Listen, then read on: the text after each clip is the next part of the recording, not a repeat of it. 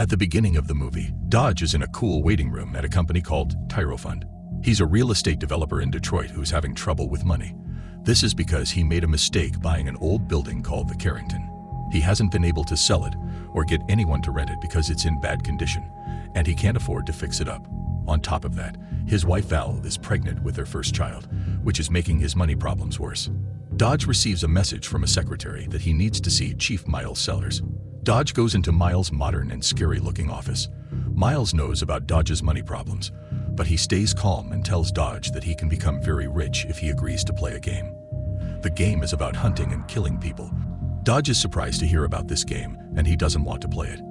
But Miles persuades him by offering a lot of money, and because Dodge really needs the money, he agrees to play the game even though he is not sure it's a good idea. In the next part of the show, the story goes back in time a few days to show how Dodge met Miles and got involved in the dangerous game of hunting and killing. Dodge was a very fast runner and even set records when he was a student at the University of Michigan. The show starts with Dodge running through the city streets, and we can hear a voiceover of the sports broadcast announcing his record-breaking achievements. However, Dodge is not feeling well. He's been having painful headaches, and it seems like he might be seriously sick. After Dodge goes back home from his run, he tries to make breakfast, but because of his illness, he struggles with even simple tasks like cracking eggs without dropping them on the floor. He also sees that he has some bills that he hasn't paid yet for his medicine, which adds to his stress.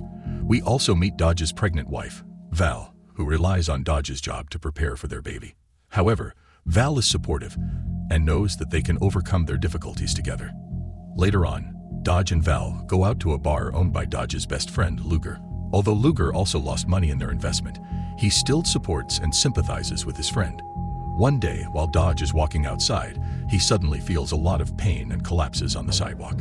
He is rushed to the hospital, where the doctors inform him that he has a terminal brain cancer, and unfortunately, the tumor in his brain cannot be removed surgically. After leaving the hospital feeling hopeless, a nurse hands Dodge a business card for a company called Fund. The nurse explains that the company helps financially struggling individuals with terminal illnesses. When Dodge shares the news of his diagnosis with Val, she is understandably upset. Dodge also reveals to her that he doesn't have health or life insurance because he sold his insurance to pay off some of his business expenses. With Dodge's parents deceased and Val's parents broke, they have no one to turn to for financial help. In the present day of the movie, Dodge is in Miles' office where Miles explains the dangerous game where Dodge will be hunted. The game lasts for 24 hours, and Dodge earns money for each hour that he stays alive. The amount of money he earns increases as he reaches certain levels in the game. If Dodge is still alive at the end of the game, he can win a total of $24.5 million. The money will be deposited in a secret account in Dodge's name, and he can check the account to make sure the deposits are made every hour. Miles tells Dodge that the hunters in the game are rich people who like to hunt humans for sport. They are called elite hunters, and they want to hunt people who are desperate for money. Dodge won't be able to identify the hunters beforehand as they can be of any race or gender. They will only reveal themselves when they attack him. Dodge won't know how many hunters will be chasing him, and it's possible that more than one hunter will come after him at the same time. Miles outlines the game's strict rules to Dodge, emphasizing that once it begins, he cannot stop or pause it, nor can he leave the city or disclose his participation to anyone. The hunters are permitted to use any weapons except guns to take down Dodge, and if he breaks the rules, the game will never end until he dies. Despite the obvious danger, Miles convinces Dodge that even if he dies during the game, the monetary rewards will provide for his family's future. With no other options, a desperate Dodge agrees to participate in the game. Even though Dodge doesn't immediately make up his mind, he eventually decides to participate in the game after a crucial business investor named Jerry Pierce rejects his proposal to invest in the financially struggling Carrington building. That night, Dodge deceives Val by lying that he had struck a good deal with Pierce and informs her that he's going for a run. Later, he meets Miles at a diner where the game's plan is revealed. The game commences at 6:46 the following morning, and Miles confiscates all of Dodge's possessions, including his phone. However, he leaves his medications and an ultrasound image of his unborn child. Miles provides him with a phone to track his movements, and the phone will send Dodge's current location to the hunters for 15 seconds every hour. Meanwhile, as Dodge runs around town trying to stay alive, Val notices significant deposits of money being credited to Dodge's bank account. As the game commences, Dodge encounters his first hunter, Nixon, in a mall bathroom, who is a well-mannered British gentleman. Though Dodge narrowly escapes Nixon's clutches, he soon finds himself pursued by another hunter named Reagan. Meanwhile, Val discovers that Piers has turned down the proposal to invest in their building, prompting her to seek help from Luger to uncover what's going on. As she realizes that Dodge is in trouble and involved in something illegal, she becomes increasingly worried as he has not returned home. Connell, Miles' creepy henchman, is responsible for cleaning up the crime scenes left by the hunters in order to keep the game secret. Meanwhile, at the Tyro Fund headquarters in Detroit, there is a lot of high-tech computer equipment that tracks Dodge's whereabouts in real time, regardless of whether he is traveling by car, bus, train, ship, or on foot. The equipment even shows the streets he is on.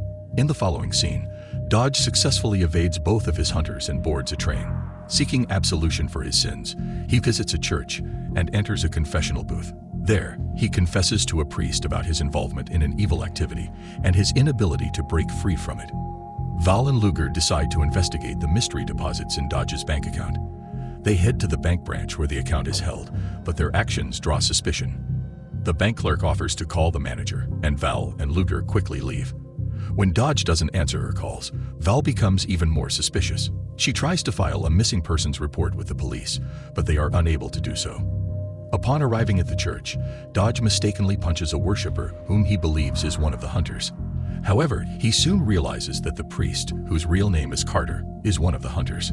Carter is a psychologist who used Dodge's background profile to track his movements. He attacks Dodge with a hammer, injuring him. After a fierce struggle between the two, Dodge ultimately manages to confine Carter in a small area, though he suffers a blow to his leg from the hammer. Connell informs Miles about the situation at the church, and Miles becomes aware of Dodge's leg injury. Unable to run, Dodge takes care of his wounds and devises a plan to blend in with a group of spectators leaving a stadium after a game. However, Nixon is hot on his heels and spots Dodge in the crowd. Dodge is lucky to escape the pursuit by hiding in the trunk of a family's car. Val is growing increasingly anxious as her husband has not been in contact. She searches through his files and discovers a business card for Tyro Fund. Meanwhile, Dodge is on the move and manages to get into the trunk of a family's car who are headed towards Birmingham, which is a violation of the game's rules. Dodge decides to alert the family and gets out of the trunk. The husband is startled to find Dodge in the trunk and attacks him, but Dodge defends himself and the husband is left injured. The wife then reports the incident to the police while Dodge apologizes for his desperate behavior and flees the scene. After stealing a nearby cab, Dodge heads towards his home, but his troubles are far from over. As he's about to enter his house, a biker comes after him and attacks him with a rod. Val, who's been anxiously waiting for her husband, witnesses the attack and immediately informs Luger. Dodge manages to get into the cab and speeds off while the biker pursues him. To Dodge's surprise, the biker turns out to be Carter, the psychologist who had attacked him earlier in the church. Dodge accelerates the vehicle, causing it to crash into a nearby tree, but saving himself from any serious harm. When Carter threatens to sexually assault Val, Dodge is forced to take drastic measures to defend his wife. He kills Carter in self-defense. After learning of the situation, Connell takes care of Carter's corpse and reports it to Miles. Meanwhile, Val follows the business card to the location mentioned on it, but finds the Tyro Fund building empty. Dodge is still being pursued by Regan, so he decides to board a tour ship in an attempt to lose him. However, his plan is thwarted when he discovers that the stewardess on the ship is another hunter named Kennedy, who happens to be a martial arts expert. Although she initially gains the upper hand in their fight, Dodge manages to turn the tables by setting her clothes on fire, allowing him to throw her into the water and escape on a nearby bridge. In the next scene, Dodge falls into the hands of some thugs who discovered his phone, which displays a bank account with a balance of $15 million. To Dodge's surprise, they also realize that his medication is counterfeit. However, the thugs are only interested in money and refuse to listen to Dodge's explanations, resorting instead to beating him severely. The chaos is abruptly halted by the appearance of the fifth and last hunter, known as LBJ, who starts a gunfight and takes down most of the thugs. However, when LBJ is ready to execute Dodge, one of the wounded thugs shoots him from behind, resulting in his death. This gives Dodge an opportunity to flee, but he is soon chased by Nixon. After narrowly escaping Nixon's pursuit, Dodge heads to the hospital where he confirms with a nurse that his medication is indeed fake, and there are no records of him ever being admitted to the hospital. He contacts Miles, who confesses that Dodge was set up to participate in the game and that Luger had accepted a bribe to drug him. Miles also reveals that the game's rules still apply despite the deception. Meanwhile, Connell arrives at the scene to clean up the aftermath and avoid attracting unwanted attention from the authorities. Dodge rapidly contacts Val and discloses that they were tricked and his cancer diagnosis is false. He reveals that Luger is involved in this game and warned her to steer clear of him. However, shortly after, Val is abducted by imposter police officers and seized as a hostage by Miles. Dodge lays traps for the remaining hunters in his father's old construction shop. The trio arrives and goes after Dodge. Regan is the first to confront Dodge and gets his hand trapped and bloodied with a beam. Kennedy then engages in a fight with Dodge, but Luger suddenly appears and shoots Kennedy dead. After blowing up the construction shop, Dodge and Luger exit the building. Luger reveals that Miles had lied about drugging Dodge, leaving him relieved but confused. As they exit the building, Connell arrives to clean up the mess. Dodge attacks him, demanding to know Val's whereabouts. However, Connell claims to know nothing about her location.